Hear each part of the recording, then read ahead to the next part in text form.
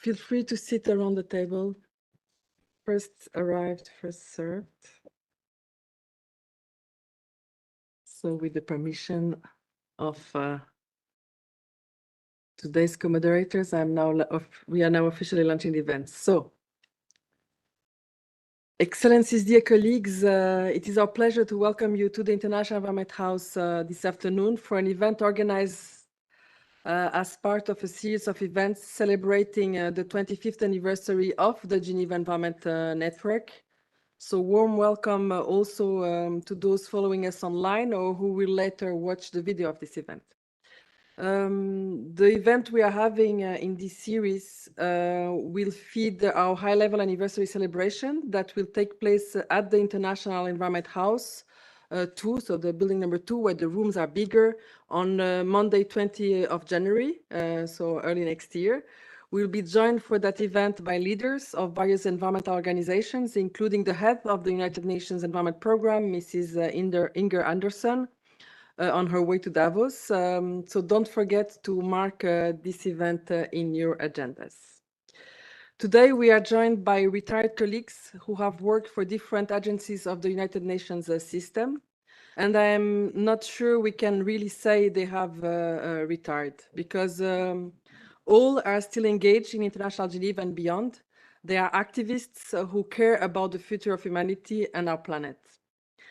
I myself had the pleasure to engage with most of them throughout my career at the United Nations and insisted on having a session with our elders.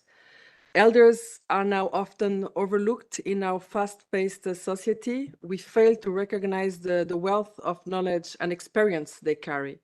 I personally grew up with siblings in environments where respecting our elders is a moral obligation and a way of life. I mention this because my siblings regularly I regularly see how much my siblings care about our elders. The experienced friends we have invited today will provide, I'm sorry, but somebody's editing my document. The experienced friends we have invited today will provide their reflections and examine the evolution of partnerships and frameworks that address the triple planetary crisis. We are also joined today by two interns who will moderate and guide us throughout this event. They will be introducing our elders. And so before they take over, I will briefly introduce them.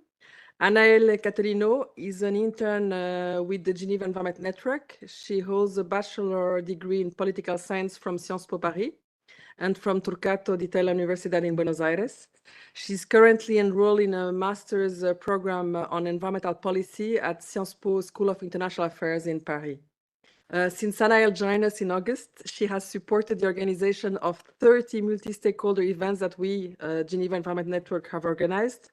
And on top of that, she has led on welcoming at the Environment House 11 student or delegation groups, coordinating dedicated briefings. She has also done a few more things, I have to confess. I also wanted to add that Anaëlle grew up partially in the region and has organized in Geneva events such as Fairmoon and has co-created the association Lycéens Unis pour Demain. Our other co-moderator is Jules Leisner. He's an intern with the Europe office of UNEP, and he has joined us more recently. He joined UNEP this month. Jules completed a class préparatoire in Marseille before attending Sciences Po Lyon, where he completed a master's in international relations. Among his experience before joining UNEP, we can mention that he interned at Météo France, and he also worked in humanitarian aid, providing emergency assistance to refugees in Bosnia and Herzegovina and in Serbia. So with that, now over to our amazing interns, and Anaëlle will start. So Anaëlle, the floor is yours. Thank you very much. Thank you. Thank you, Diana, for introducing us. Good afternoon, everyone. It's a pleasure to see so many faces, familiar or not familiar, here in the Environment House in room 2. So yes, my name is Anaëlle. I'm a master's student in environmental policy, and I'm interning at the Geneva Environment Network.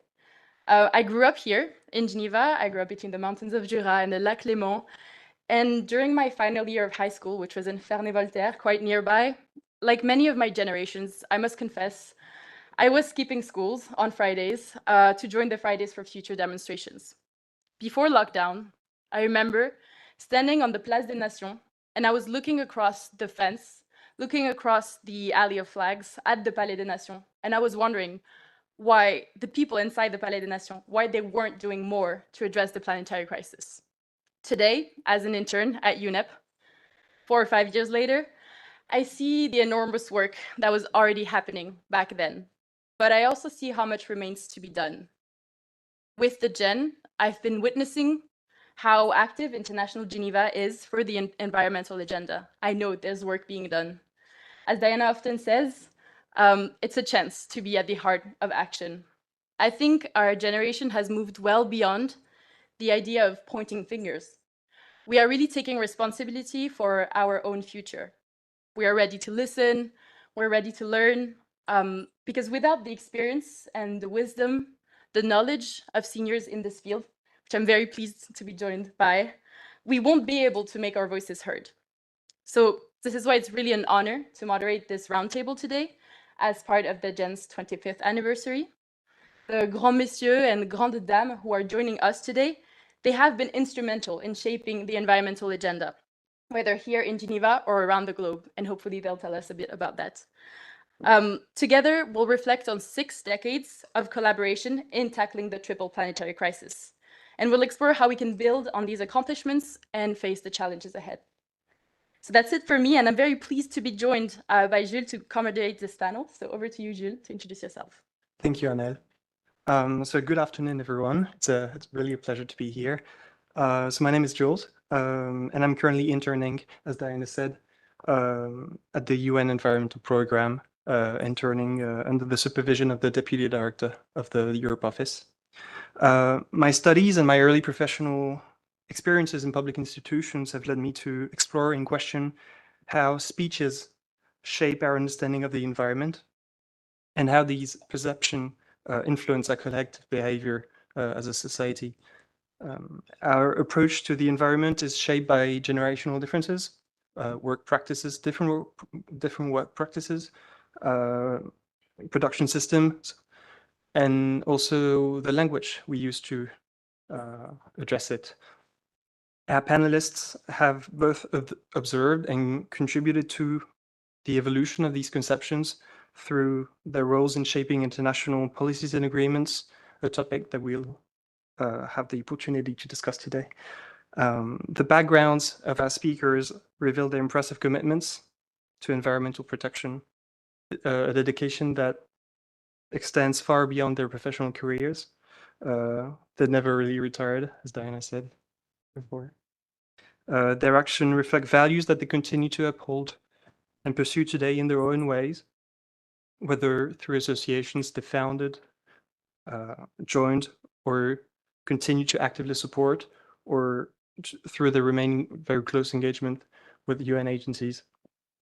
Their ongoing efforts remind us that politics also have informal institutions, and their journeys and commitments serve as a call to action now. Each speaker will have 10 minutes to share and reflect with us on their personal commitments and the evolving contexts they have navigated to ensure the voices are heard and the principles upheld.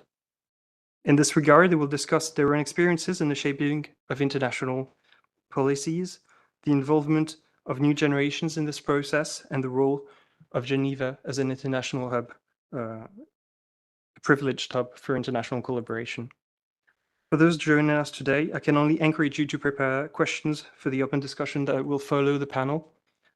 This session will last for about 20 to 30 minutes, depending on the time we have left, and we'll give you the chance to directly engage with our panelists. With this, it is my pleasure to open the floor for our panel discussion. I'll now hand it over to Annelle to introduce our first speaker. Thank you, Jules, for this introduction. I will now turn to Mr. Schlingerman. Mr. Schlingerman, it's an honor to welcome you here back at the International Environment House. Starting in '96, you served as Director and Regional Representative of UNEP's Regional Office for Europe. You were in office 25 years ago, when the Gen was actually created. Before that, you were Assistant Executive Director at the UNEP headquarters, and you also held senior roles in the Dutch Ministry of Foreign Affairs. Notably, you were involved in the preparations and follow-up of the United Nations Conference on Environment and Development, which most of you will know as the Earth Summit, which was held in Rio in '92. So I'm really looking forward to hearing your perspectives on the evolution of the frameworks addressing the triple planetary crisis. I'm also curious to hear about what you've been up to since your retirement, as well as your take, perhaps, on the future of environmental governance. So Fritz, you have the floor for 10 minutes. Over to you. Do this? Yeah. Thank you for introducing me. That deletes the first paragraph of my intervention, basically. And it's true that I was involved in environmental matters in various positions for more than 50 years, including in the Dutch Ministry of Foreign Affairs, in UNEP Nairobi, in the United Nations Center for Human Settlements in Nairobi, and indeed from 1996 until 2010 here in Geneva as director of this office. Over those years, many developments and changes occurred in the way governments and society looked at and dealt with environmental matters. In the early days of my career, care for the environment was considered a luxury by many. Developing countries blamed and said that the rich and developed should solve the problems they created. It took a long time to prove and convince that respecting the environment is not only necessary to protect and sustain our human resource base, but also a condition for development. Symposia in Cocoyoc, Mexico, and Funet here in Switzerland were needed to secure the participation of developing countries in the Stockholm Conference. Reports by the Club of Rome and the Brundtland Commission paved the way for making the interest for environment match development imperatives. The conference in Rio de Janeiro in 1982 and Johannesburg 10 years later codified the way towards what since then was called sustainable development. A main focus of my work as UNEP's Assistant Executive Director in Nairobi was on promoting and securing care for the environment and the development agenda.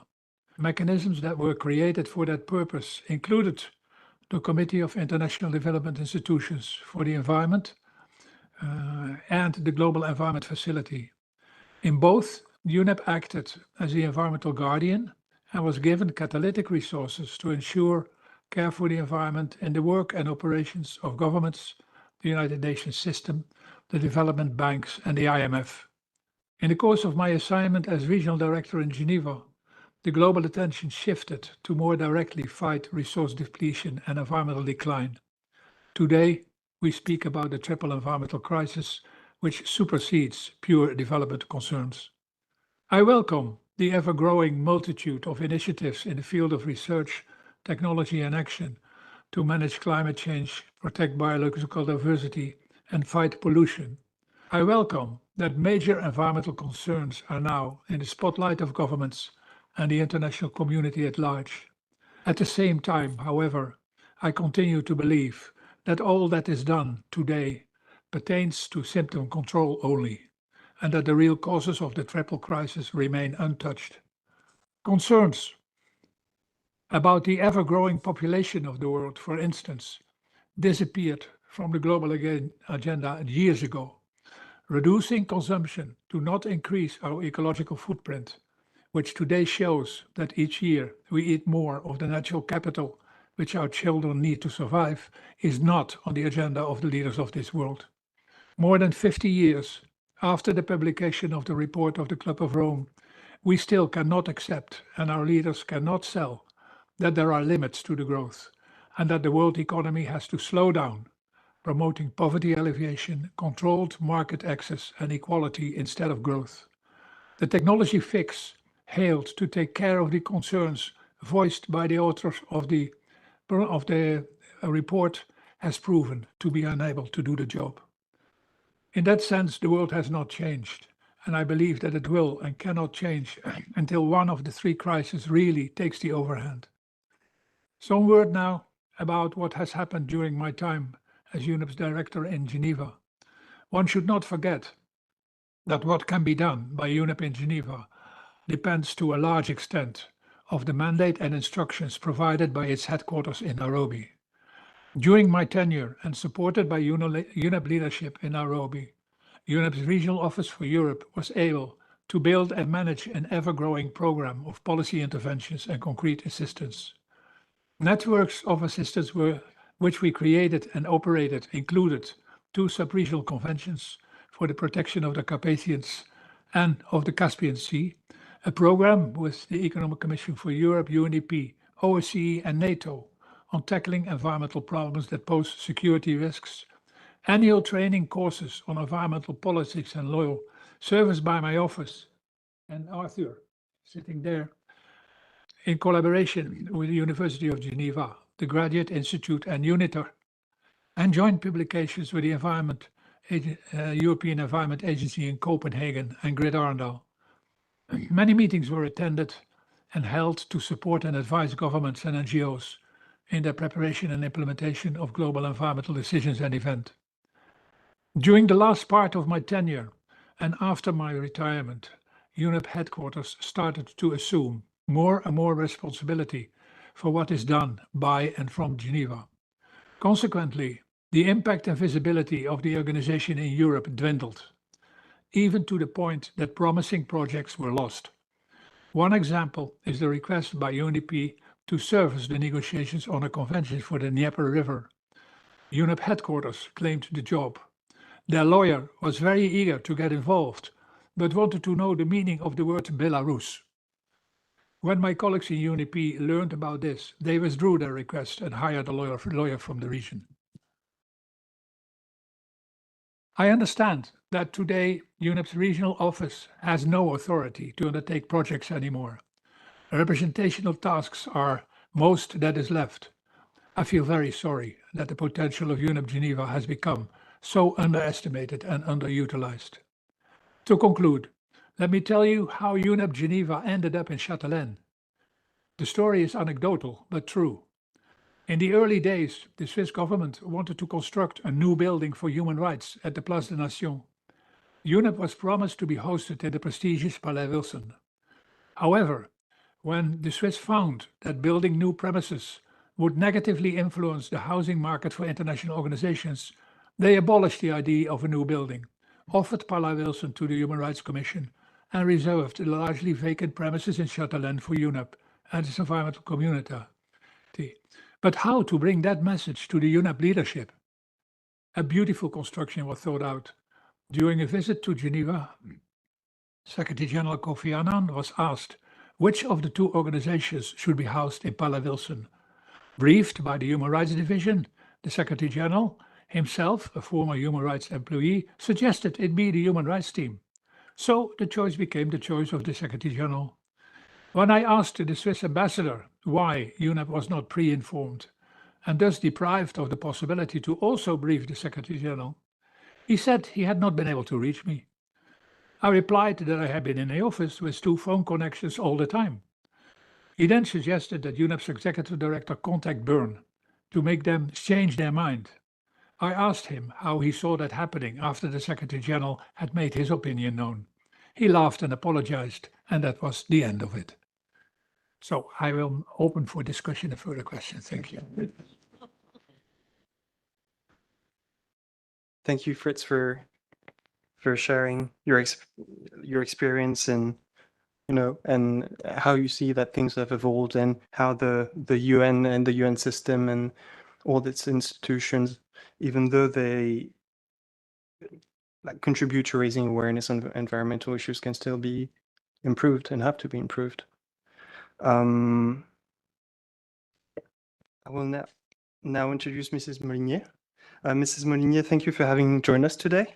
So you are the former director of UNDP's office in Geneva, a position you held from 2007 to 2012, and during which you actively promoted partnerships with subnational entities, academic institutions, the civil society, as well as the private sector. Your career began as a translator for the UN, before you went on to hold various positions at the UN Secretariat. Following this, you served as UN resident coordinator and UNDP representative in several African countries, including Tunisia, Sao Tome and Principe, Mauritania, and Togo. Sorry. Togo and Mauritania. Togo and Mauritania, countries that are today disproportionately affected by climate change. So my question is, drawing on your extensive field experience and as well as your understanding of both so on the ground realities and the diplomatic settings, particularly in Geneva, how can we make the issues specific to each of these spaces coexist? And in particular, how does, so to draw on what Fritz said, how does the triple planetary crisis framework align with the urgency faced at country level?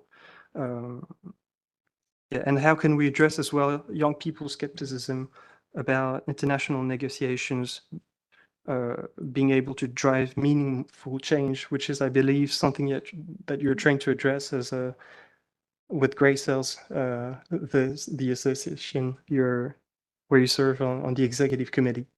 Thank you. Well, thank you very much, Jules, and hello, everybody. It's a particular pleasure to be back in this building.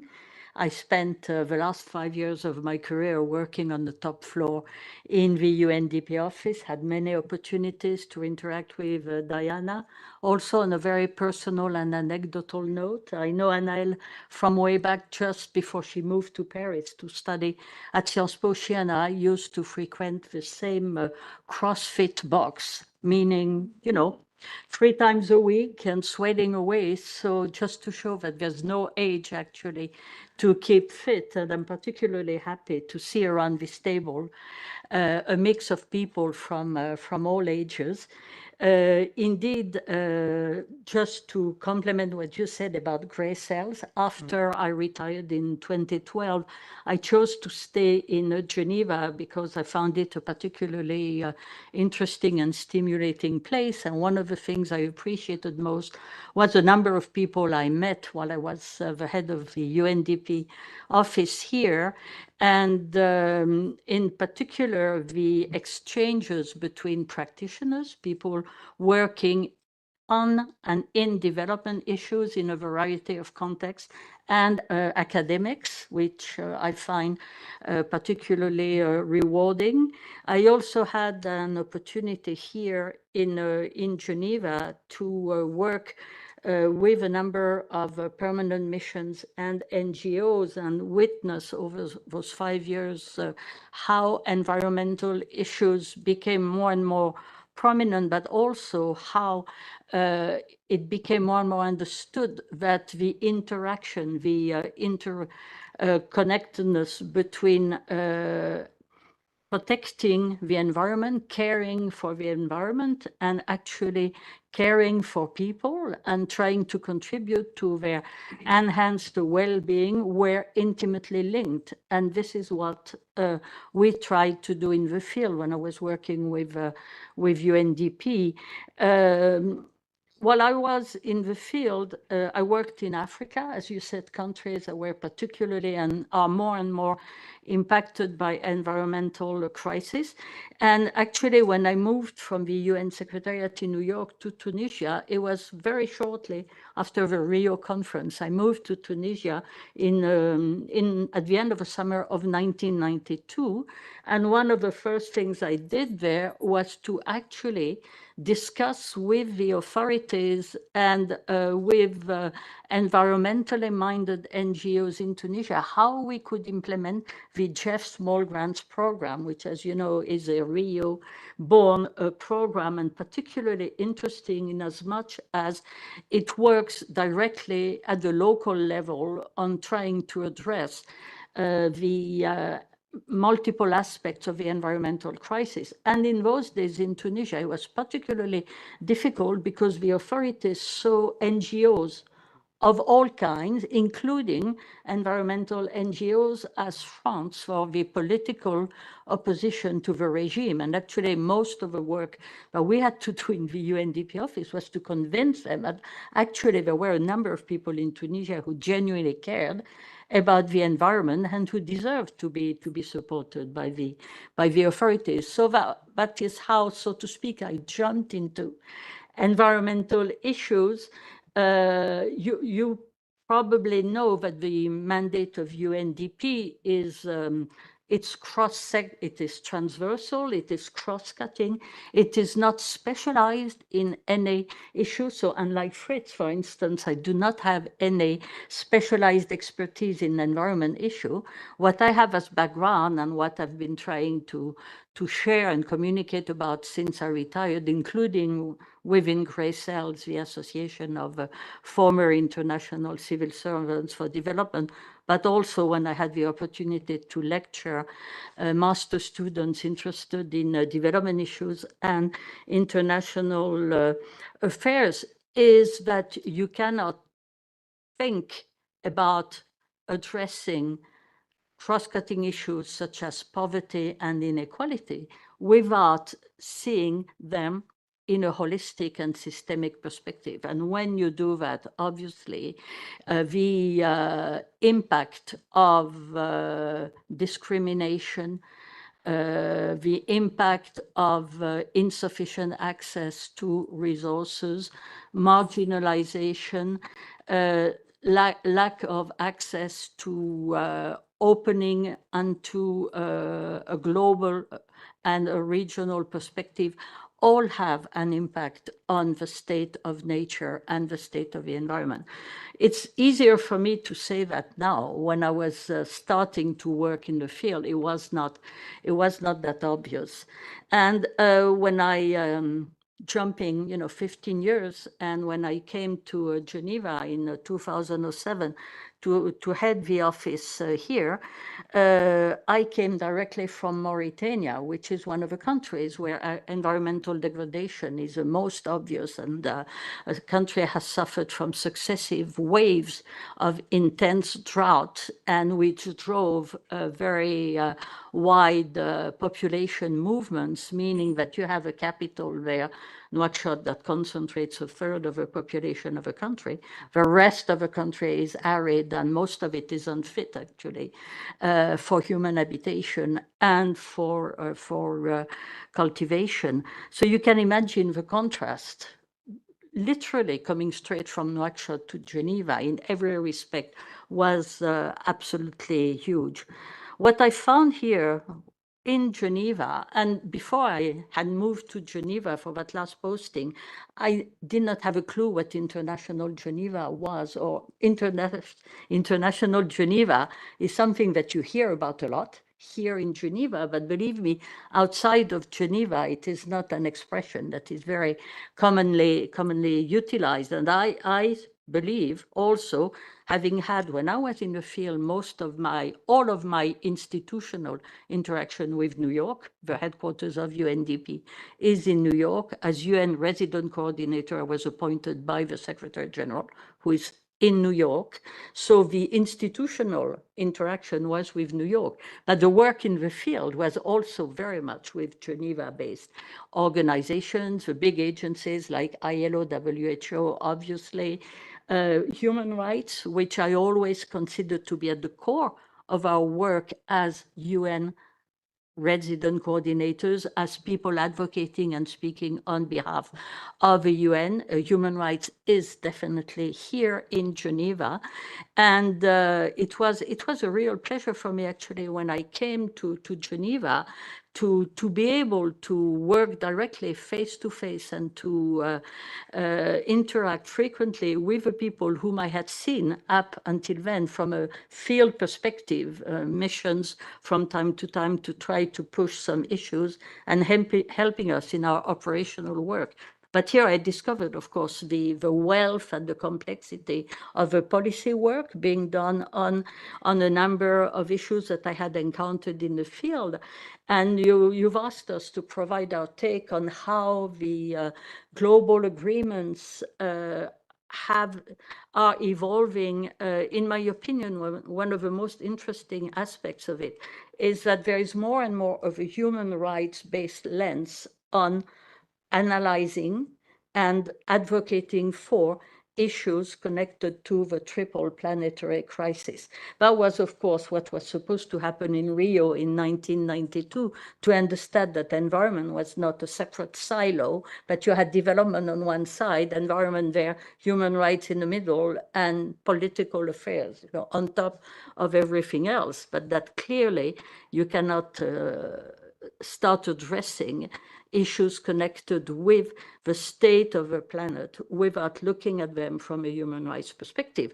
And when you look at them from a human rights perspective, you look at them from a human perspective. You look at them through the impact that they have on people, and you also look at them through the agency that people have, the ability that they have to modify one way or the other the environment around them. So that to me is a very interesting aspect. I see more and more work being done in the Human Rights Council on environment-related issues. In 2022, if I'm not mistaken, a resolution was adopted on access to a healthy environment being a human right. That is tremendous progress. Also, of course, what I could see directly in Geneva was the increasing multi-stakeholder nature of the discussions and the negotiations, and the increasingly important role played by young people. And this is not just tokenism. For too long, putting young people first was like putting women first. You had a panel, you had to add a woman or two. Now you have a panel, you have to have young people. That is just tokenism. What is important is to ensure that when young people speak, first of all, that they can address directly the people who make the decisions, i.e., the heads of states and governments, because we are functioning in an intergovernmental setting. But it's also important to make sure that what they say is actually listened to and acted upon.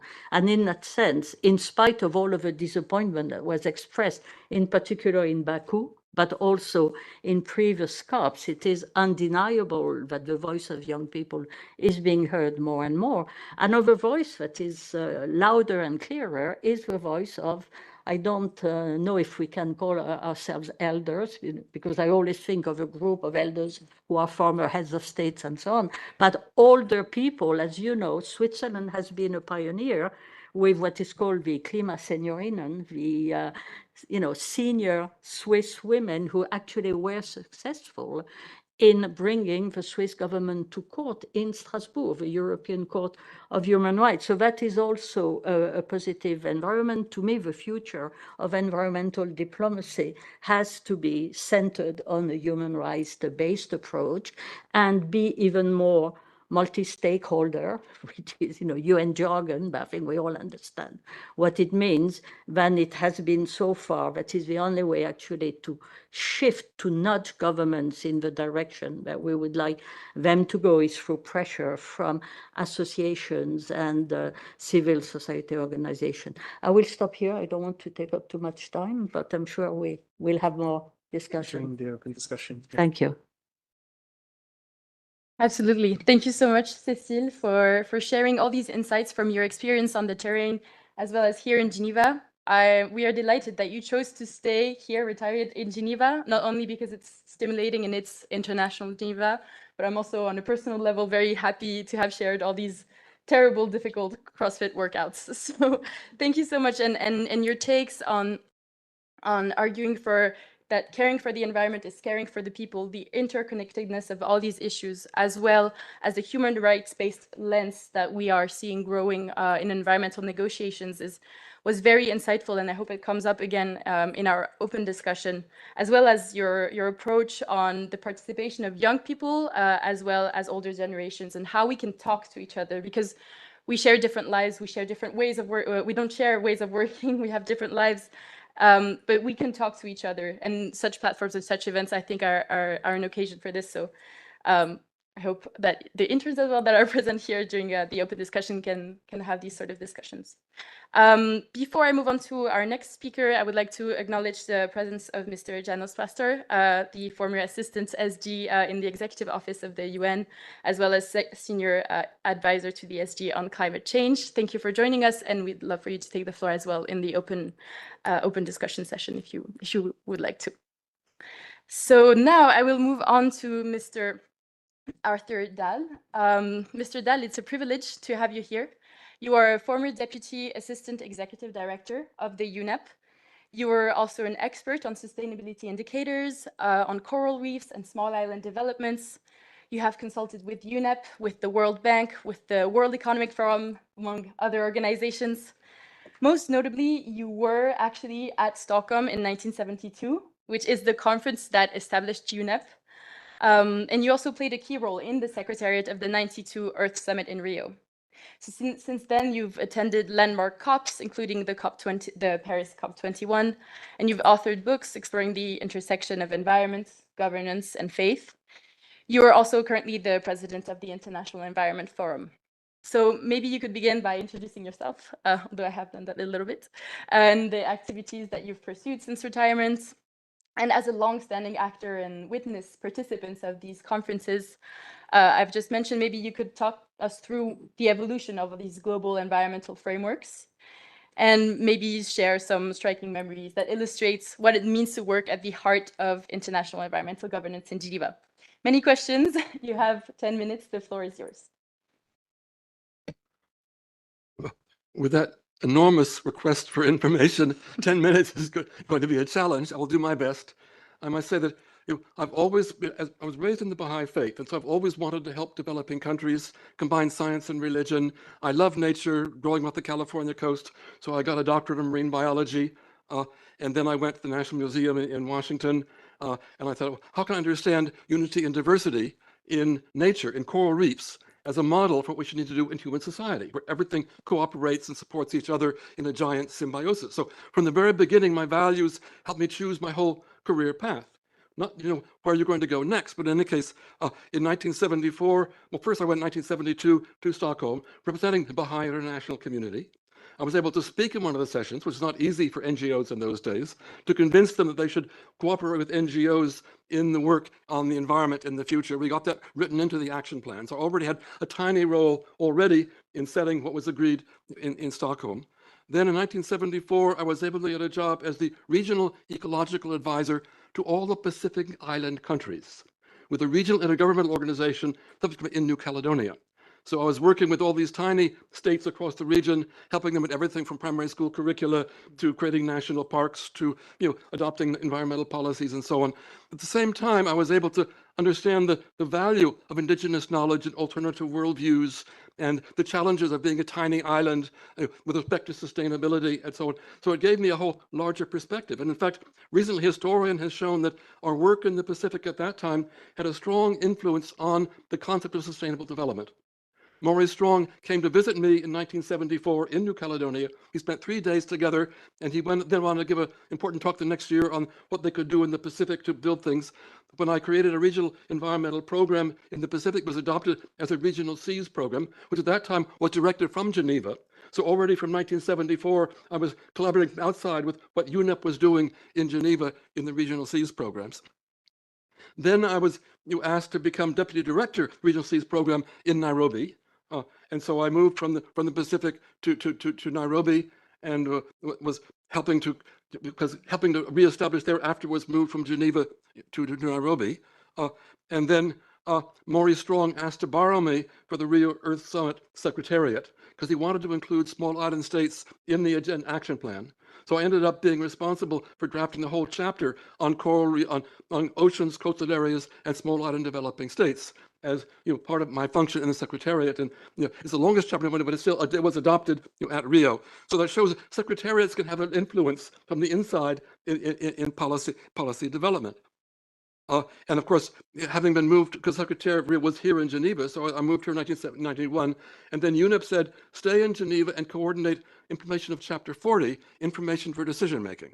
So I was put in charge of coordinating the UN system-wide Earthwatch, all the monitoring and assessment of the global environment, the satellite missions, the scientific programs, 50 parts of the United Nations system. I was to orchestrate the whole and make it coherent and get to do things without having any money on my side, but still trying to bring coherence to the whole UN system moving forward. One of the challenges was developing indicators of sustainable development. And so I worked with Danella Meadows, who wrote The Limits to Growth, 1972, which I did a book review of at the time. And we collected how do we measure sustainability and did 3 versions of the indicators for the Commission on Sustainable Development. At the same time, I also wrote a book, The Eco Principle, Ecology, Economic Symbiosis, showing how we take a broad systems view to the challenges that we were facing in the world at the time. My last 2 years in UNEP, I organized a coral reef unit to save the coral reefs of the world. This was back in the year 2000. And then, as Fritz mentioned, I helped with him. We held a training course in environmental diplomacy for several years here in Geneva. Thinking in terms of the partnerships and frameworks, I think really my position in Earthwatch was really unique in the sense that I was trying to build a framework across the whole UN system with the function of monitoring the global environment, identifying new problems that were coming. So UNEP had that kind of umbrella role of trying to get everybody to work together to find things that they saw in common. And if I could make them all look good, they would be happy to cooperate. So I had an Earthwatch working party among the various agencies and scientific programs. And as we developed indicators, I also created this International Environment Forum, a Baha'i-inspired professional organization on environment and sustainability in 1997. We were then accredited at the World Summit on Sustainable Development at the Rio +20 and various things since then to try to bring science and faith together addressing these issues.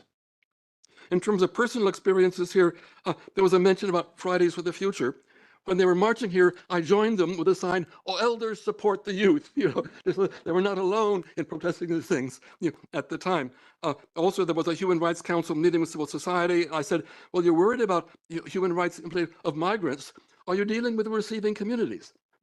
How do you help people to welcome those who've been forced to be displaced by them and not reject them in some way? So this is the challenges of trying to raise the discourse above the antagonisms to something more constructive.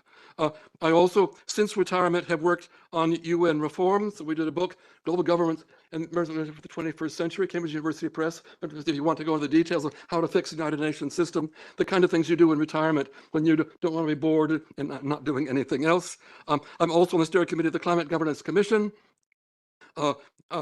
We prepared a proposal for a global environment agency as an upgrade of UNEP and the UN Environment Assembly, which the Harvard Advisory Board cited as the source of the recommendations on improving environmental governance. So again, you try to positive forward. This is a practical way of taking things forward in these areas.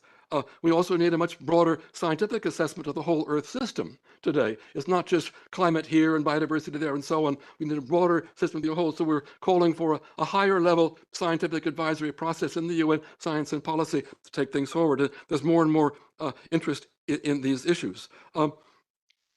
And of course, one thing we have to do, and our proposals are to have a capacity in the UN to legislate to predict planetary boundaries, binding legislation, because the voluntary process is not working. We've tried for years and years. They sign up to lots of wonderful things. When it comes to implementation, everything's fallen down. And so clearly we have to do a lot more to take the next, and maybe the issues of climate change and other crises will push us to take some early steps towards agreeing that there needs to be some kind of legislation for implementation. I'm working at the moment on a couple of papers on accountability implementation for the processes that we're working in. And I think in the future, in our proposal with our Global Governance Forum, we've launched a second UN charter at the Rio, at the Summit of the Future last September, proposing that environment become the 4th pillar of the UN, alongside peace and security, and economic development and human rights. A 4th should be managing the planetary system as one of the responsive. It's not in the UN Charter in 1945. So we really need to take a step forward and raise it to that level. And maybe Geneva will have an important role in that process. So I think that's just a few things of what I've been involved in, both here. I was the first person to move into Environment House when it was first established, along with there's a few of us who joined it at the very beginning. And I think now that's how far we can take this further. One other striking memory that I was asked to refer to, when I was in the Secretariat for the Rio Earth Summit and RAFT as part of Agenda 21, I thought, well, wouldn't it be nice, because I'd worked with the small islands, if all the little islands could get together as a whole around the world and see their commonality as islands. So I suggested should be a conference on small island states. So I wrote it into the draft. It was approved. But later the Barbados Conference, the Mauritius Conference, the Samoa Conference, the Antigua and Barbuda Conference. So every 10 years they've been meeting. So I helped to build the whole process of small island developing states as a coherent unit at the global level. So secretariats can have an impact. Don't think you're a bureaucrat behind the scenes doing nothing. You can plant seeds and they will go places and make a difference in the world. And a lot of that has happened from International Environment House. So I'll stop there, but it is, I hope that's inspired you to take your work forward and make differences in the world as we try to solve these problems. Thank you. Thank you, Mr. Dahl. Bringing the voices of, as you said, small islands, but also states that are disproportionately affected by climate change, but that are not really, that can be quite far from international hubs like Geneva is very important. And it's really amazing to see how you helped to shape the language that we use today to grasp what's going on in the world, and how we today elaborate on that and build from the things you started to implement and reflected on. I will now introduce Mrs. Stoltora. It is a pleasure to have you here today. From 1980 to 1999, you occupied senior positions at the executive board of the World Bank, within Latin American economic organizations, and as trade negotiator and as a career diplomat of the Foreign Affairs Ministry of Venezuela. Following this, you served as chief of the Technical Cooperation Service at the UN Conference on Trade and Development from 2003 to 2014. A series of articles you've published since 2020 also reflect on your commitment to reforming the UN, advocating for more cross-agency collaboration and a greater civil society mobilization. A constant in your work seems to be giving a voice to those who are the least heard on the international stage, may it be developing countries or the civil society. And my question is, how can we create spaces on the one hand for these nations where climate change worsens the most existing inequalities, and on the other hand for the civil society, and particularly the youth, when their interests might be in conflict with those of states and even sometimes their own states. And yeah, maybe you could provide examples from your work that you do with Grey Cells, the association you are also part of. Thank you. You have the floor. Thank you very much, and congratulations for the research you did on me. I learned a lot. I didn't know. Well, thank you. Thank you for inviting me also here in this roundtable. Allow me first to say just a few words on how I see the role of International Geneva related to the environmental diplomacy very quickly, and then to elaborate a little bit more again quickly on two lessons that I learned in my 40 years career that relate to your questions, the role of civil society and youth more specifically, because I think that the lessons I learned should also be learned by youth associations, individuals, and of course, NGOs, civil society in general. So first on the International Geneva. Well, I grew up here almost. I mean, I'm a daughter of an international civil servant. So for me, International Geneva was at home, literally. And I didn't need any sort of explanation of what it means and what it was when I was a kid. But what matters is that today, after 100 years of diplomacy here, of multilateral diplomacy in Geneva, we clearly identify, I think, three main features of the International Geneva, quote and unquote, that expression that is not used outside Geneva, three main features that are particularly useful for environmental diplomacy among other multilateral issues. The first feature is that Geneva has, at the global level, at the multilateral level, a normative role. This is the most important characteristic of International Geneva. Of course, norms are also elaborated in New York, for instance, by the General Assembly, but it is really here where the technical work, the scientific work is transformed through negotiations into normative instruments, international treaties, agreements, and so on, in all the domains: global health, international trade, telecommunications, artificial intelligence, internet, you name it, the list is very long, and including, of course, environment. So the normative role is already a sort of basic feature and infrastructure that suits perfectly the environmental diplomacy, and I think I don't need to elaborate a little bit more. The second feature is that Geneva is, by definition, a multidisciplinary location.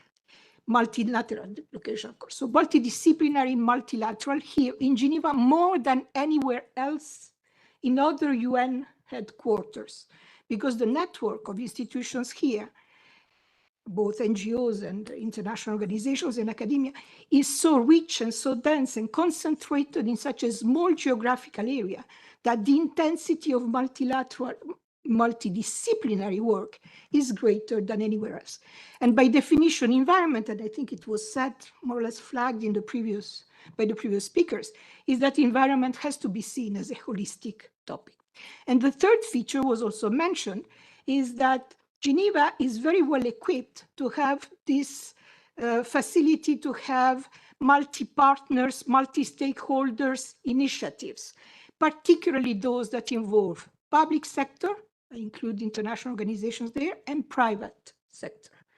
And again, I think for environment, the role of the private sector, I don't need to elaborate, is also a key one. Without enterprises, you don't go very far.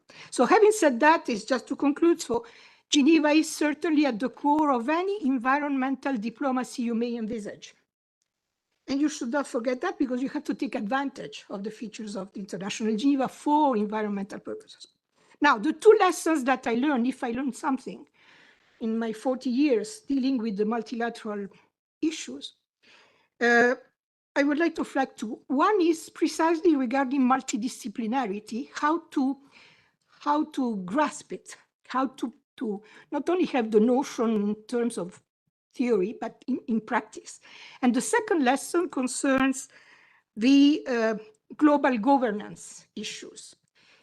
Not only on environment, because I'm not an environmentalist, I'm not expert in that, but certainly they apply to the environmental issues, and I hope you will see why. So multidisciplinarity first, and why I learned that it is absolutely key in all topics. So as was said, I come from, particularly from the area of international economic policies, development issues, and more specifically, trade negotiations. I'm not an economist, but I was pushed to the pool of this area, economic and trade negotiations, by accident, because life is like that. And so I enter into that pool of economic and trade negotiations from my academic perspective as a political scientist, and then a PhD in international relations. So not an economic perspective. But I was recruited precisely because I was not an economist. So I said, well, okay, let's go. And so that was many years ago. It was at the Ministry of Foreign Affairs in Venezuela. I was very, very young. Even if my career didn't start there, it started at ILO well before that, but that's another story. Anyway, so I learned that multidisciplinarity was key whenever trade negotiations was at stake, particularly from the point of view of an oil-producing country. That obviously, as you can imagine, as soon as the multilateral level started talking about what we have on the screen, what we saw, what you mentioned, regarding the concerns on environment since the 70s and the 80s, as an oil exporting country, obviously that was a very sensitive issue. But it was at that time also taken positively, in the sense that we at the government, we were aware that environmental concerns would grow in the future. So we had to take positions that were positive and not only defensive. Okay, so for instance, the Ministry of Environment in Venezuela was one of the first in Latin America to be established, and it was extremely active at the multilateral level, despite being an oil exporting country. I started learning also multidisciplinarity related to trade when trade and environment appeared as a topic in the agenda of the Uruguay round. If you do not know about trade, the Uruguay round was one of the rounds that started in 1986 and ended up with the creation of the WTO in 1995. And trade and environment for the first time in history was there on the table, and nobody knew how to eat it, what to do with it. Because yes, the idea was very good, of course, yes, everybody understood more or less the relationship, the connection, but okay, but trade rules, trade agreements are about market access, including tariffs, which is a fashionable word these days, market access beyond the borders policies, which means national domestic legislations and policies that can affect market access, both in terms of trade and investments. We had also to try to understand what does it mean to have environmental goods and services. That was a very tricky issue, one of the first one also that was dealt at by UNCTAD even before the WTO looked at it. And more specifically, even more difficult was to understand what would be the legal, not only the economic, the legal consequences of having a WTO agreement on trade and environment. And this is related to the second issue that I will mention in a second regarding the governance. I will come back on that in a second. I also learned the financial dimension of environmental agreements and mechanisms when I was at the World Bank. It was at the beginning of the 90s. I spent 5 years at the executive board of the World Bank. It was really the time where every discussion was related to the structural adjustment loans. But environment was jumping into the World Bank discussions. And what I remember from that time is that, again, a lot of ignorance on the topic, but also a lot of reluctance from the World Bank senior officials and so on, because they said, well, we are better equipped than others, we at the World Bank, than other agencies, particularly than the UN agencies. We are better equipped to deal with whatever will come out of the environmental machinery, also because we have the financial means. Without the financial means, no environmental action whatsoever. So forget about it. We are the best, okay? That's very easy, and that's the end of the discussion, basically. Okay.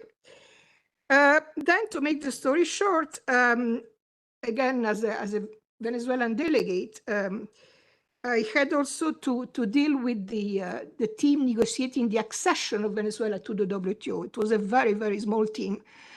We were less than 10 people altogether, including the secretary. And one of the main questions was, again, we are an oil exporting country, how this environment, if tomorrow there are environmental requirements, agreements, rules that we have to put in place, how to make it compatible with our capacity to do it. But we were lucky because we joined the WTO just immediately during the Uruguayan. In fact, we joined the GATT. And so since there were no agreement on trade and environment, we felt more or less safe in terms of legal obligations. And then finally, I moved to UNCTAD. Well, to make the story short, in fact, there was another period in between, but that doesn't matter. I joined UNCTAD, and then I devoted my 15 years at UNCTAD to train trade negotiators of developing countries. I was in charge of the design of the first commercial diplomacy program to train developing countries negotiators, as opposed to the WTO training that was very much based on rules, on the existing agreements. And one of the topics, of course, that had to be included in the training of developing countries trade negotiators was precisely the interface between trade agreements and multilateral environment agreements. And now I come to the second and more important lesson that I learned regarding governance, global governance. And forgive me if these days I am particularly cynical. I don't know why, but there is something in the atmosphere that really, really affects me. Usually I'm quite optimistic, but these days I cannot avoid it, particularly when I talk about global governance. So what I learned coming from the trade environment, right? From the multilateral trading system, from the WTO machinery, from the WTO agreements, is that the main feature of the international trading system and multilateral trade rules is that they have, as you know, teeth, because they are binding, as was mentioned minutes ago. And without teeth, you don't go anywhere. Let's put it as simple as that. It was said already.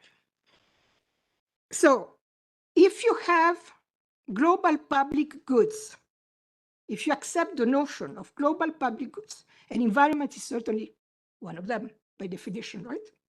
International trade is also one of them. Global health, peace, security, human rights, etc. But you try to put in place a global governance system without teeth, having a global public good at the same time, you really, really have a problem. And I would like all the environmental activists, the young people, the NGOs, to really understand what that means in practical terms. And this is where my cynical perspective comes into the picture, having said that. First, that you have to recognize that today, more than ever since 1945, I think, we have a tremendous deficit in the multilateral trust. The deficit of the multilateral system itself that was never as deep as it is today, since 1945, and we had plenty of crises. That the mother of all crises is precisely that one, is that deficit. So you talk about planetary crisis, climate crisis, well, look backwards, because there is no way to address this crisis without having a multilateral system in place, precisely because of the need to have a governance, a global governance based on some teeth somewhere, right? By the way, footnote here, at UNCTAD, we were used to talk about 3 crises. We also had 3, which are not the 3 that you have. I don't know why they come always by 3. It's a magic number. It's a sort. I think that international organizations talk about 3 crises all the time, somewhere in different shapes and so on, because more than 3, you cannot cope with it. It's too much, right? So at UNCTAD, we said we had the debt crisis, we had the financial crisis, and we had the supply chain crisis, particularly during COVID, for instance, and nothing to do with the 3 crises that you have in environmental dimension. This is just a footnote. I mean, that doesn't matter a lot anyway. So to go back, the mother of all crises is the crisis of the multilateral system as such, and therefore this difficult task to put teeth in any environmental governance related to environment, like the teeth, for instance, that are not perfect, but that exist in the international trading system, WTO institution. Note also that today the WTO is blocked precisely because it has teeth. So you have also to understand that it's fine, you have teeth, but if somebody somewhere doesn't like the implementation of the teeth, whenever these teeth touch the interest of that country, then you're back to square one. And this is my final cynical lesson learned.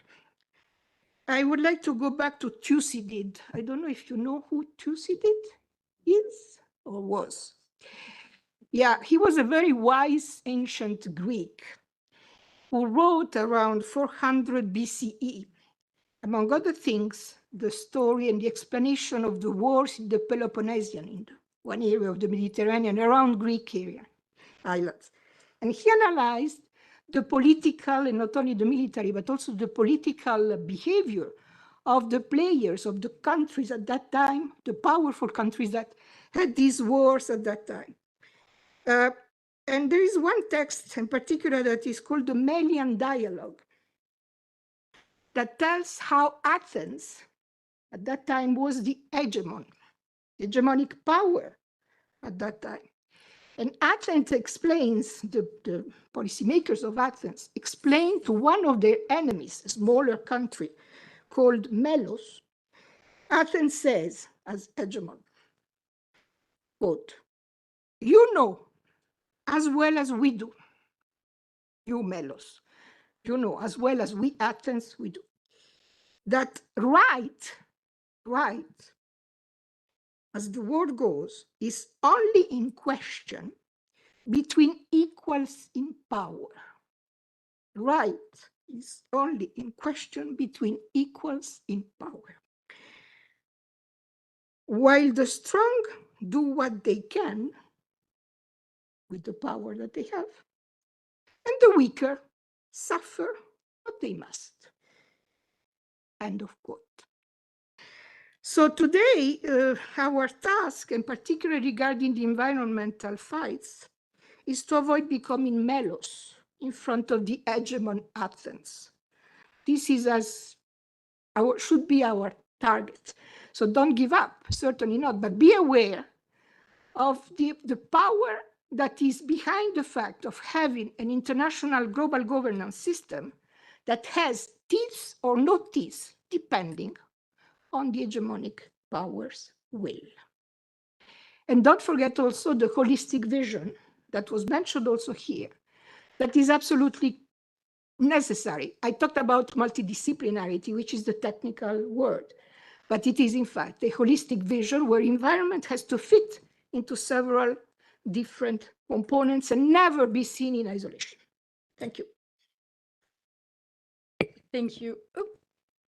Thank you so much, Mrs. Tortora, for all these insights, inspiring quotes, and an analysis of the different aspects of Geneva, its normative role, its multidisciplinary aspects. I particularly like your take on agreements that have teeth and how we can reach those and the power that they may hold. And we'll keep the discussion going in our open discussion, but not before our last but not least speaker, Mr. Koller, Mr. Larry Koller. You were the head of the ILO's Washington office, and you served as the organization's focal point for environment and sustainable development. You are soon celebrating 50 years in Geneva, as you were telling me, and you've also been the executive director of the International Council for Science, a key advocate in integrating labor and environmental policies. You were telling me you also participated in the conference that we see on the screen, the 1992 Rio Earth Summit. So in June 2022, the International Labour Conference decided to include a safe and healthy working environment in the ILO's framework of fundamental principles and rights at work. In reactions to that, maybe you could share more with us on what it means to advocate at the nexus of labor and environment, and maybe your perspective on the evolution of this specific policy field through perhaps the frame of just transition or other memories that you have of working in International Geneva when you felt like you were making an impact perhaps for the environment. Over to you, you have 10 minutes. Okay, thank you very much. Diana had asked, how did I get to Geneva? And I want to just do a few words on that because I, of course, came by accident, and as so many others who are here. But I want to give a little personal hope for the interns that are here as well. I came here for only 1 year, 50 years ago this month. And I visited Switzerland in May 1974 to meet my Canadian wife's family in Ticino. And at the time, I was doing my PhD in Washington and working on, as a consultant to the Senate Foreign Relations Committee, multinational corporation activities. And before I left, I had read about the ILO's proposed study on labor and social aspects of multinational oil corporations and wanted to learn about that proposal. So I arranged a 1-hour interview before we flew out of Geneva home. And at the end of the 2-hour interview, they offered me the job to do the project, as I had been able to explain to them what they needed to do to complete it. I was in total shock and surprise, but by November 1974, we were here, and the oil project had been canceled, postponed. The project had been out, and it was just disappeared. And so I was put into the industrial committee sector and participated in lots of different industrial committees at the ILO. And I took on a special project to assess labor and social aspects of offshore drilling industry, and later became involved more effectively in the Petroleum Committee itself. And it's interesting to note that the Petroleum Committee at the ILO was basically the only body in the UN system that dealt with the oil industry. The oil industry had separated completely from the UN, basically, and it was not possible to do that. Later, I was asked to lead the ILO's work for the Conference on New and Renewable Energy in Nairobi in 1981. And this led to my becoming the ILO focal point for environment and energy, and for many, many years in that area going forward.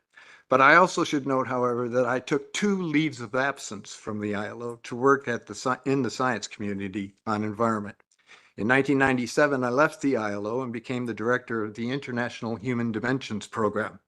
This group, the IHDP, was actually based in the University of Geneva here, but had not really been able to launch a major program of activities. I was given the opportunity to take the IHDP to Bonn, Germany, which provided significant financial help and free facilities to establish a large research program on for the social sciences. Bonn was empty as the government had moved to Berlin, and the EU offered money to enable us to carry on a large range of new projects. I led the program for 2 years, and it was exciting and very positive. I returned to the ILO in 1999, but the environment was still not very much alive. So in 2000 and 2001, I became the director of ICSU, the International Council for Science, which included 26 national academies and 24 scientific disciplines of science. I was the first social scientist there as a director, and I was determined to integrate more multidisciplinary collaboration in their research and in their work, and I absolutely loved that job.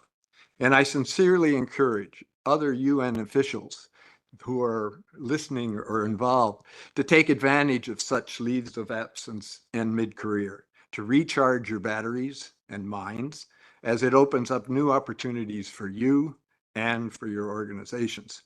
But I returned to the ILO in 2002. We had a new DG, and I proposed that I be assigned to ensure that the ILO actively participated in the 2002 Johannesburg conference.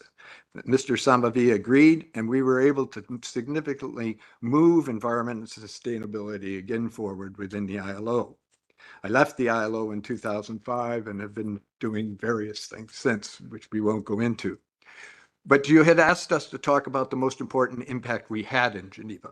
And for me, it was related to the development of the concept of major groups, following the Brundtland Commission and Our Common Future before Rio. Morris Strong and Nitin Desai were preparing the Rio conference here in Geneva. And early on, they introduced and promoted the establishment of a business council to advise them on the Rio process.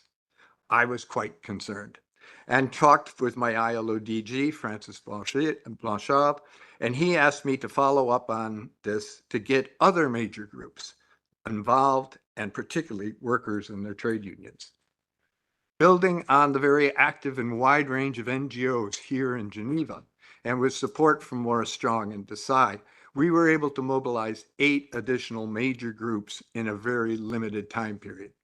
These major groups continue to exist today in many different environmental fora and are really vital to the successful integration of views and perspectives about how different groups and real people go forward to meeting our environmental challenges.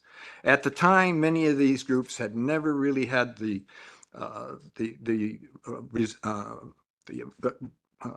resources or time to participate directly in the UN's activities, and they needed help to prepare for their participation in Rio. I think that these groups were crucial to the overall writing and implementation and even the tone of Agenda 21, and as well influenced the overall support around the world after Rio.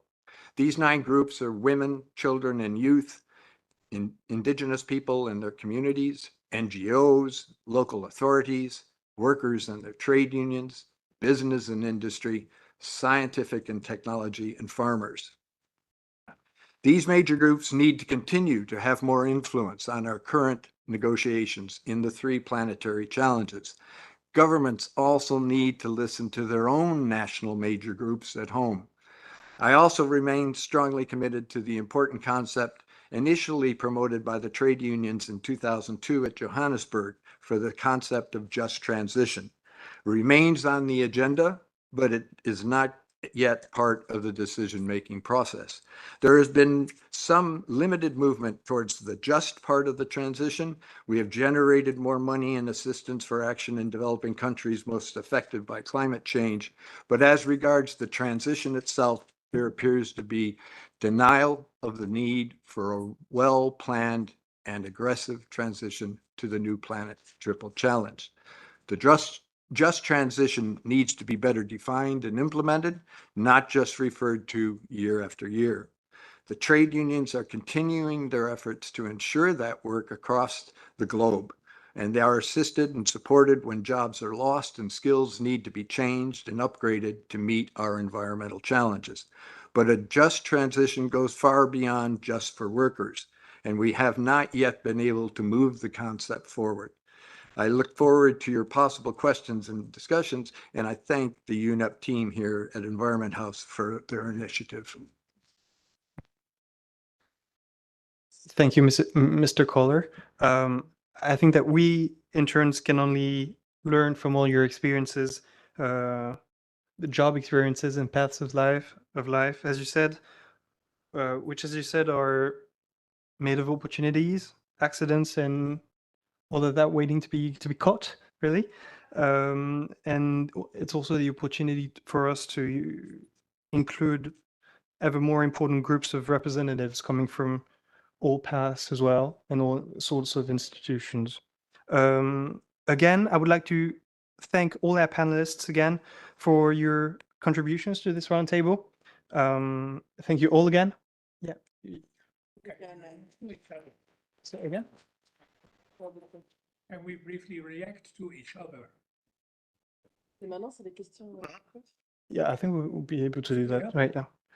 So we will now move to the open discussion. So the panel will react to one another, and also you, the audience, will be able to ask questions to the panel.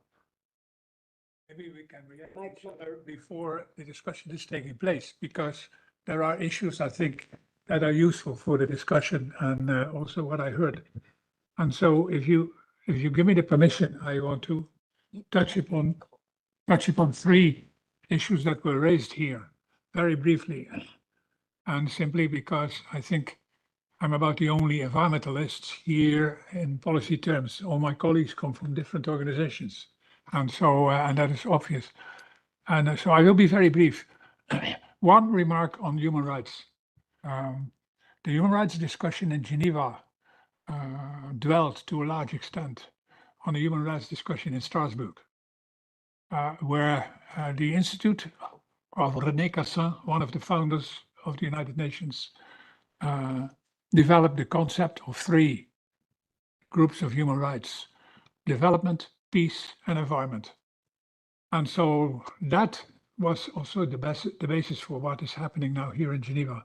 We have been in very close contact, but I simply want to mention that because if somebody wants to know something about it, they call that the third generation of human rights. And it was developed because in the UN, they found that there was a profound difference of opinion about human rights between developing and developed countries. Developed countries were very, very much strongly pushing the right for freedom of expression and opinion, and developing countries said, we are not interested in that. We want development. And only when we have development, we can talk about freedom of expression. And so that was basically the bottom line of this whole discussion that happened all there. Okay, this on human rights.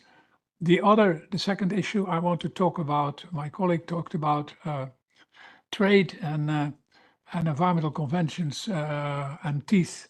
There is a small anecdote that there is one environmental convention with teeth, CITES, because in the context of CITES, they can impose trade bans. And so once when there was a discussion about trade bans related to elephants, and in order to save elephants, I was sitting with a colleague of WTO somewhere, and he said, why are you pestering us with trade bans related to elephants? My children love dinosaurs. They are extinct. So what's the problem with your elephants? You know, I just give you the tendency of these type of rules. Environment has never been a main issue. And that is what I said in the beginning on conventions and with teeth, except for CITES, exactly because the majority of the population in the world believes that environment is a luxury. It costs money. And so there is no need to make teeth to that. And trade is not a luxury, it is necessary. It's what I said. That's why I don't believe that we are on the road to solving the sustainable development problems. That's what I said. Because the second point I want to make.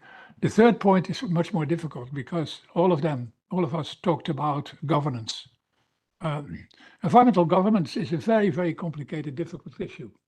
The discussion started even before Stockholm, where to put the environmental niche in the United Nations.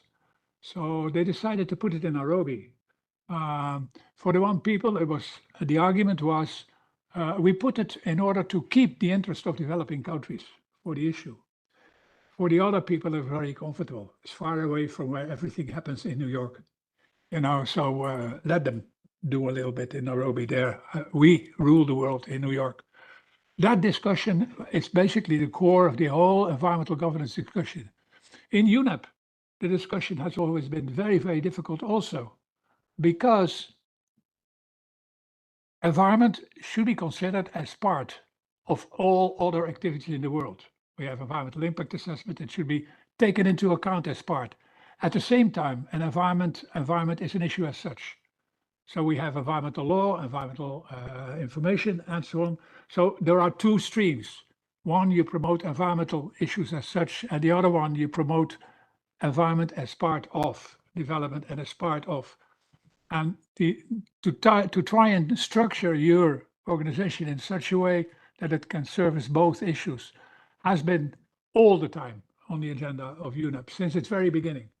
Internally, you see, if you follow how UNEP has been structured, you can see how they have been struggling with that continuously, what should be that? And I think that is a very issue.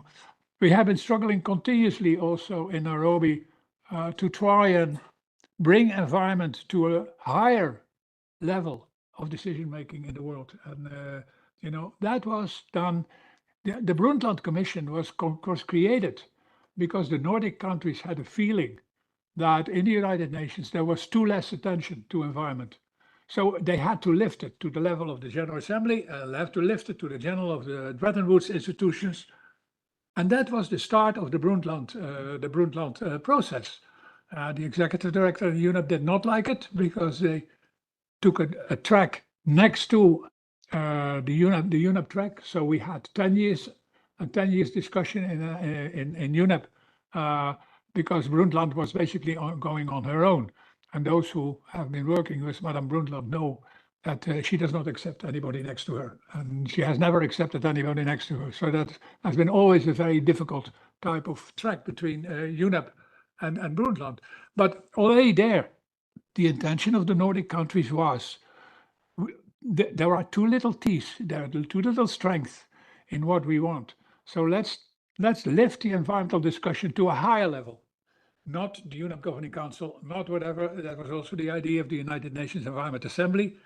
It's, of course, logistically, it's a joke to go from the Governing Council to but it's the whole discussion on terminology has been going on and going on for years and years and years to try and do that, to lift it to a higher level of, and up till now, even we never been able to succeed that.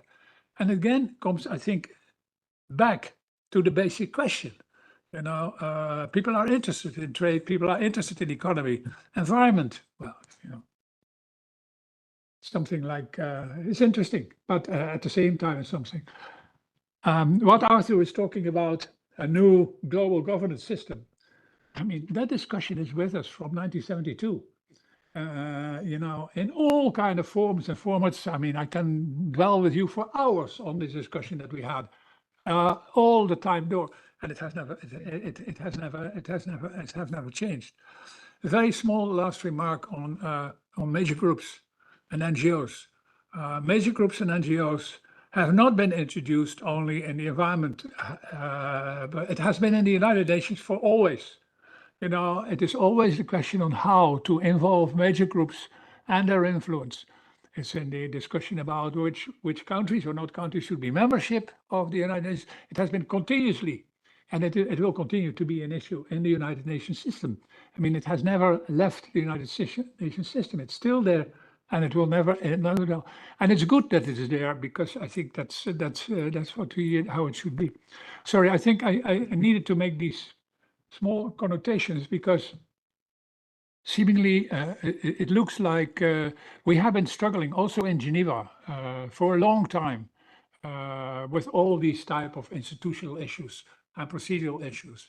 with our colleagues in Geneva, with the human rights people, who in the very beginning, I mean, from this three rights of the third generation, the right to development was the most important.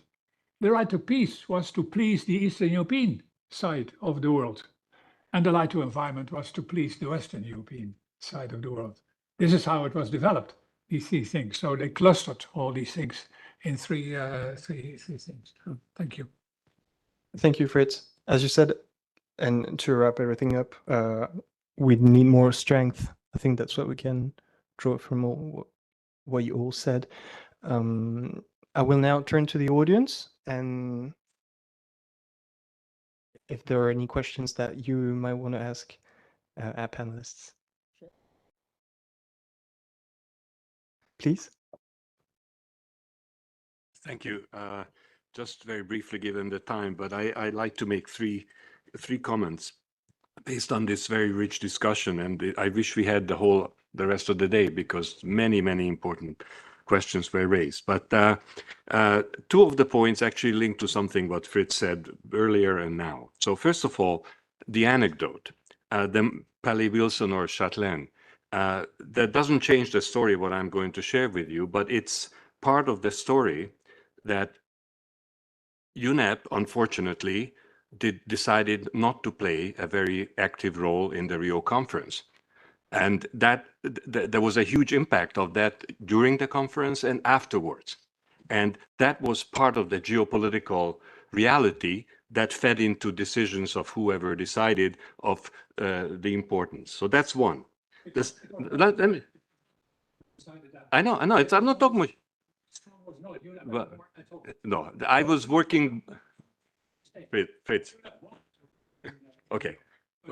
We all have our experiences from UNEP and from the Secretariat. Anyway, okay. The second, I think, which is even more important, not just for the Geneva International, but also for the substance of the work we do, is the loss of the three conventions, because I think that was significant. And they were all here. We were all working together.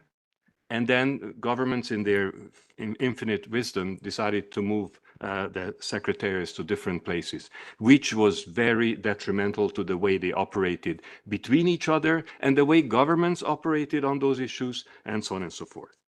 And that brings me to more to the present COP29 and the difficulty of the climate process to achieve better results.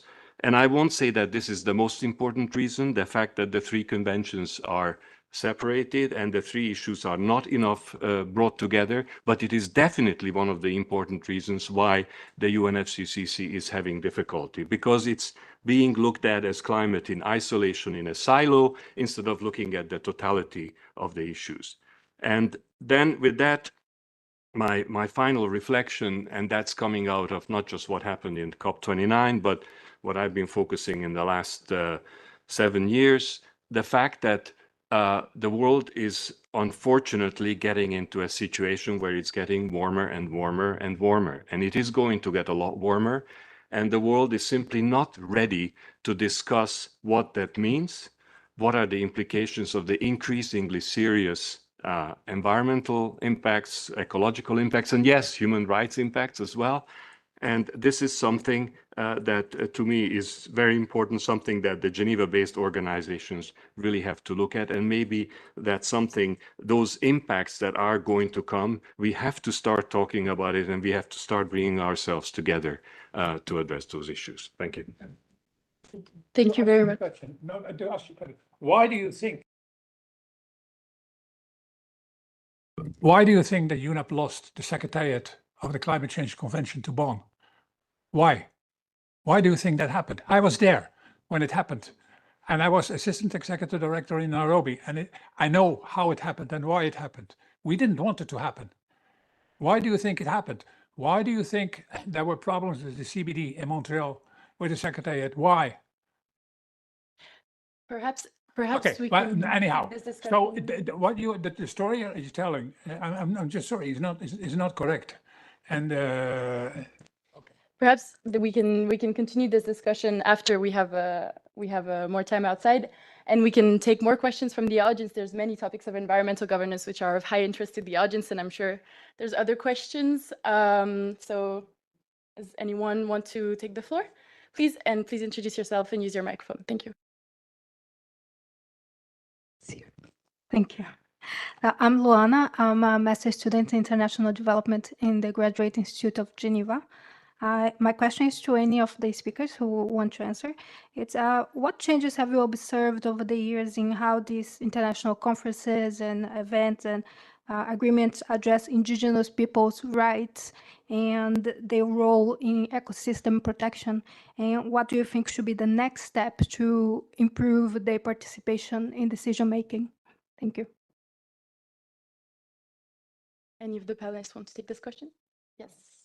Oh, and then you can go. Having worked for many years in the Pacific Islands, I'm totally saying the Biodiversity Convention has gone much further.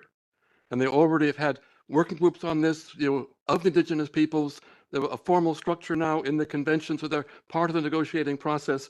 So they have gone forward because they see the total relevance of indigenous knowledge to the management of biodiversity. It's been slower in other areas, but more and more I think there's an acknowledgement that there are other forms of knowledge than Western science that also can help us to address these problems, both in terms of the material side and also the larger, what are our purposes here. And so I think we're moving forward and we have to keep fighting for that. And I think the Small Island Developing States as a group in particular, speaking for indigenous peoples very largely, have been a very important voice. And now you can see it going to the International Court of Justice for the Vanuatu question on government responsibility and so on. So it's coming to the top. We're not there yet, but we're making a lot of progress in that area. And I'm working closely with some of the peoples on that issue. So yeah, thank you for the question. Yes, so Fritz, and then Manuela, and then Larry. Just to add to what Arthur says, one of the problems has always been that in the beginning there were two major indigenous people organizations in the United Nations General Assembly and ECOSOC, and they could never get to terms with each other. And so it weakened their lobby for positioning themselves in the entire United Nations discussion. And there is still the issue of organization and lobby work. I just wanted to add that because what Arthur says is it's right, but it was also a question of diversity in the indigenous people community that made it very difficult to come to common points of view. Thank you. Very quickly, there is nobody from WIPO here. Pay attention to the very recently WIPO Convention on Traditional Knowledge and Indigenous Traditions and Science. It is a very new treaty. It is the result of some more than 10, 15 years of negotiations at WIPO. And finally, it provides legal instruments to indigenous community to defend the rights that they have at the global level regarding their own knowledge and products in terms not only of trade, but intellectual property, of course, and whatever is related also to their cultural heritage. Thank you. Yes, just briefly to emphasize that the ILO Convention for Indigenous and Tribal Peoples also in the negotiating stage was introduced the idea of environment, which was very difficult to do within the ILO. And but the WIPO Convention is really the path to follow for the future because it has teeth.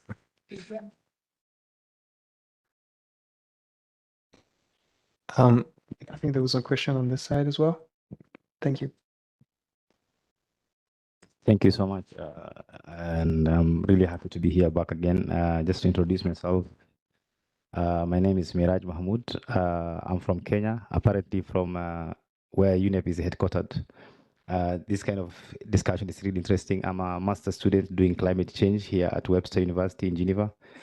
Also, I run my own local NGO in Kenya on climate. It's called Africa Climate Initiative. I have several questions, but I think I'll just keep the question to, I don't know the name, it's not that clear, but for the lady from and UN trade formally. Yes, you talked about teething issues and in terms of global governance.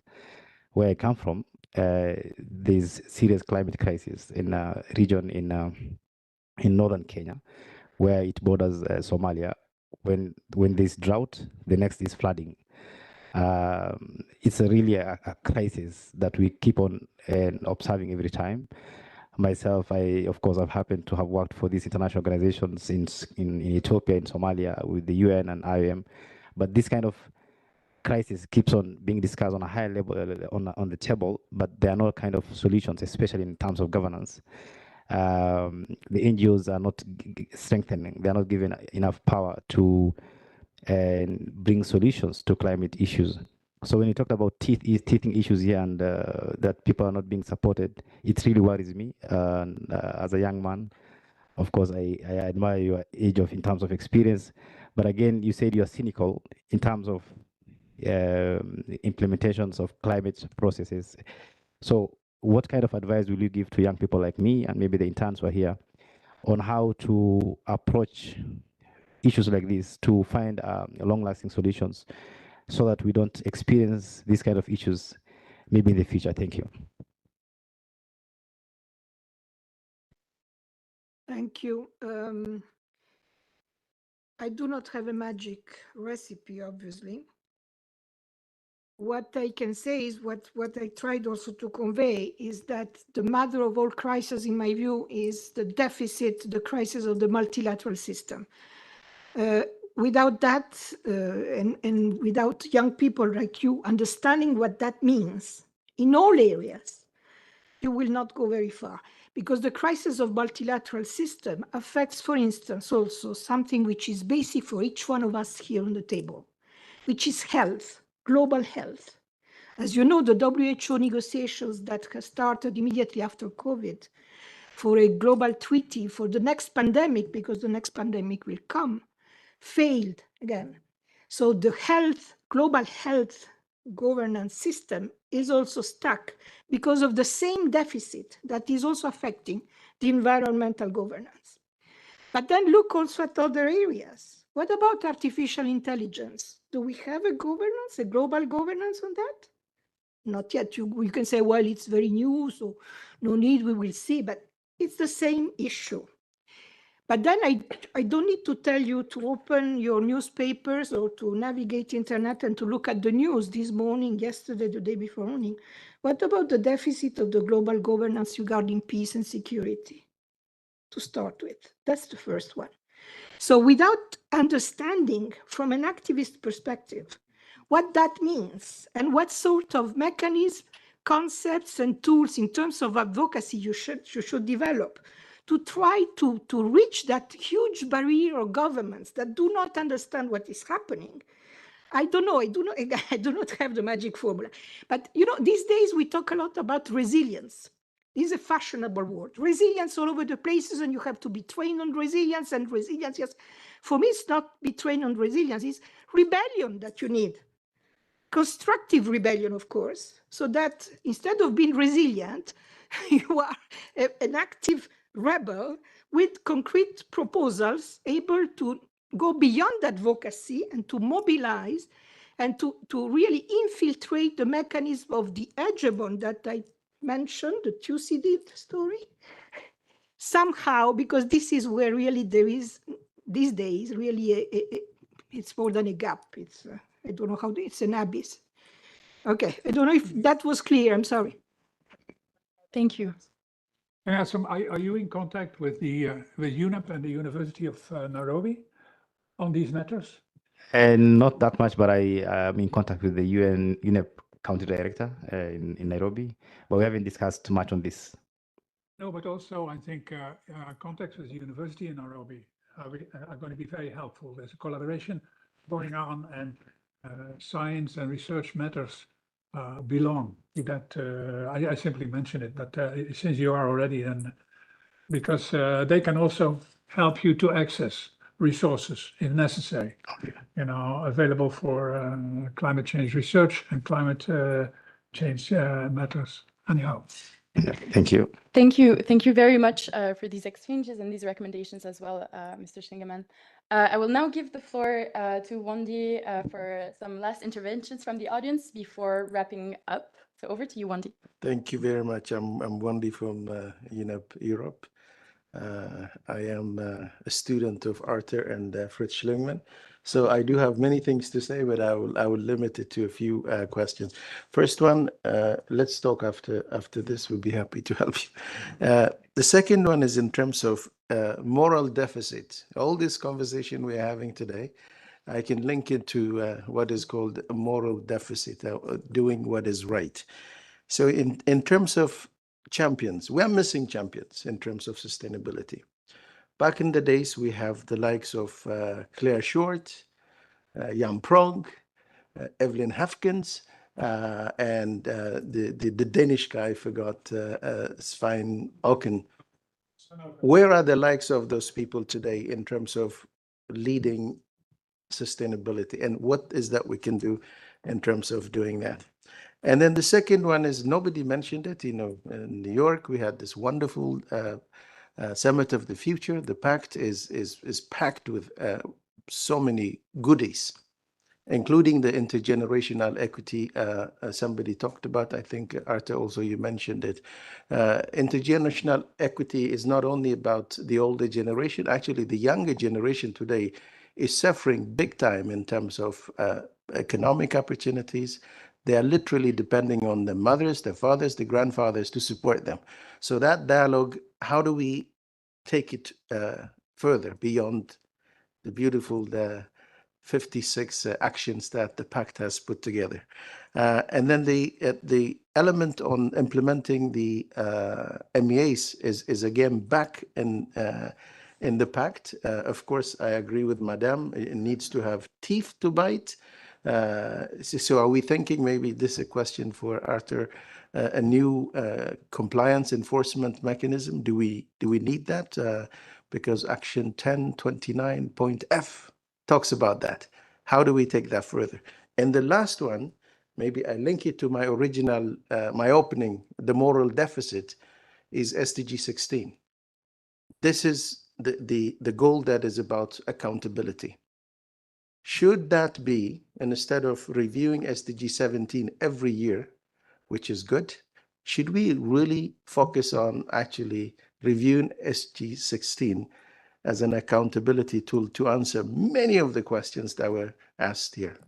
Thank you very much. Thank you very much, Wendy, for these remarks, which I think are very suited to close this event. Can I just make remark on Wendy? Just one.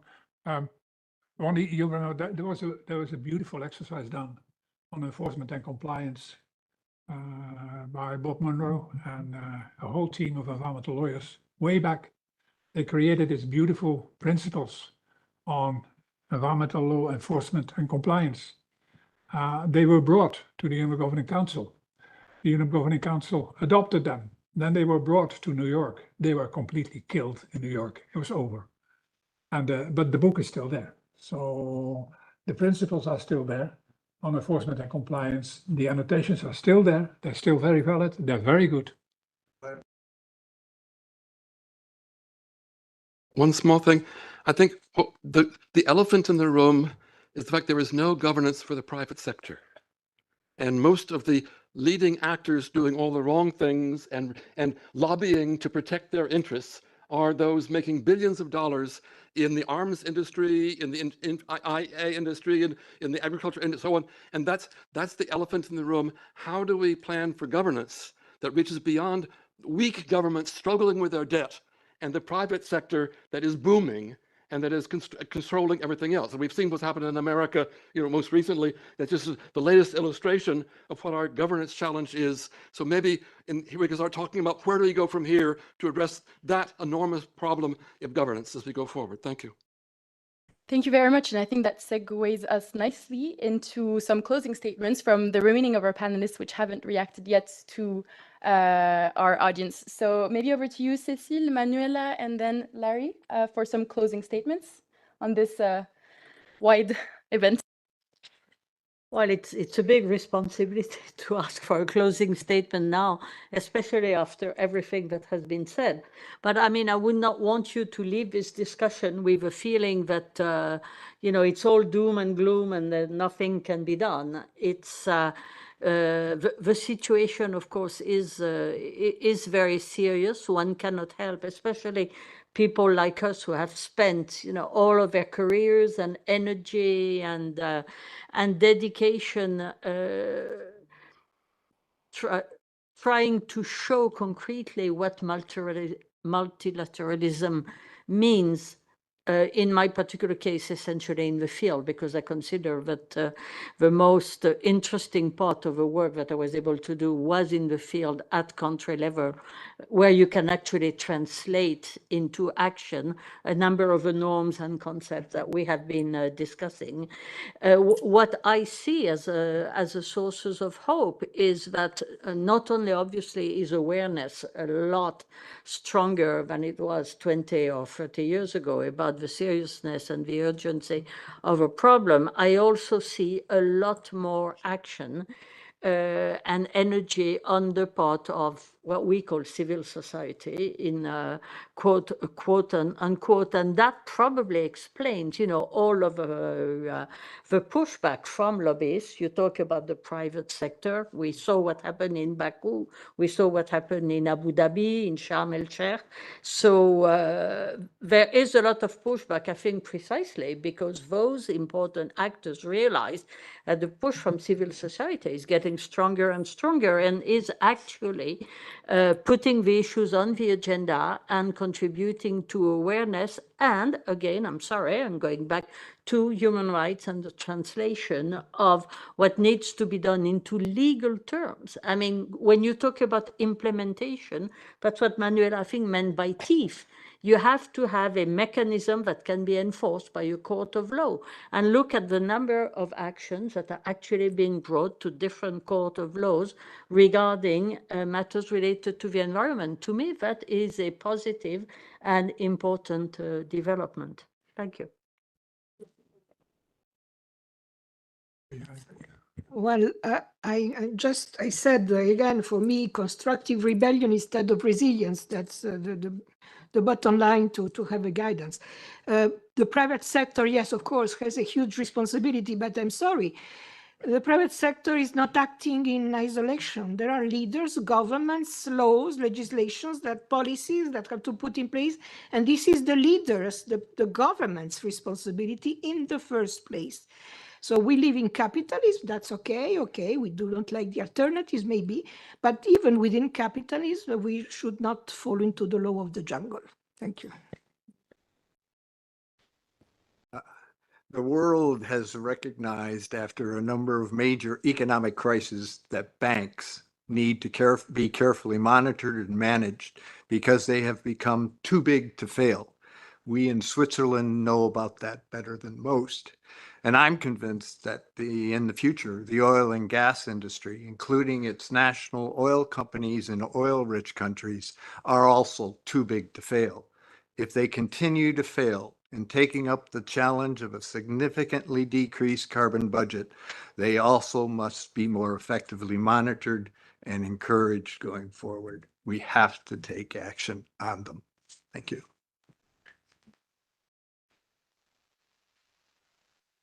Well, thank you so much to all our dear panelists for all these inspiring insights. I will not try to summarize everything that was tackled because it was so broad, so insightful, and I hope the conversation continues once outside this door with a coffee or a biscuit.